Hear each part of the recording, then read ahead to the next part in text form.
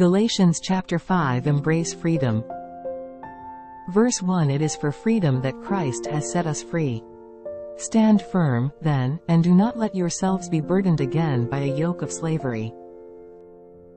It seems that there has been little change in religious thinking and life, whether it was 2,000 years ago when Paul lived or in our present time. It appears that we still cannot fully break away from legalistic faith, both in the past and now. Although we try to break free, legalistic thoughts and habits subtly creep back in. Paul is cautious about those who advocate circumcision. He strongly argues that if you undergo circumcision, the death and resurrection of Christ will be of no use. If you get circumcised, you are obligated not to stop there but to follow the entire law. Paul is deeply concerned about this attitude of returning to the law's slavery after gaining freedom from it through Jesus Christ. Paul's message to be free from all law practices, represented by circumcision, does not mean to discard the law itself.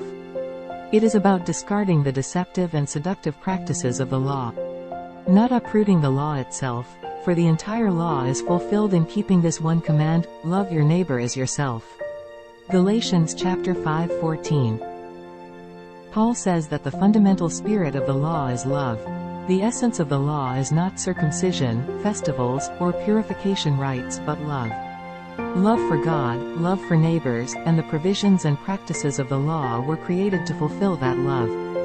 However, the roles have reversed, and love has disappeared, leaving only the provisions and practices of the law.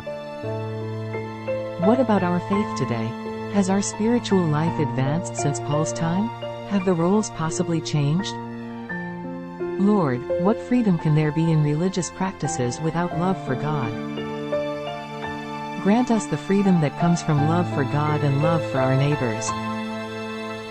Holy Spirit, lead us in truth.